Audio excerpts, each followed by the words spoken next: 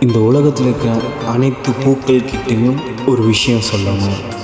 உங்களை விட அழகாகவும் வடிவாகவும் மனமாகவும் ஒருத்தி இருக்கா. அவளோட கண் அழகான பூ முட்டு போல் இருக்கும். அந்த அழகை காண இந்த ஒரு ஜென்மம் போதாது. பல ஜென்மம் எடுத்தாலும் அந்த முழு அழகையும் ரசிக்க முடியாது. அந்த அளவுக்கு இருக்கும்னு சொல்லி எல்லா பூக்கள்கிட்டையும் ஒரு செய்தி சொல்லணும்.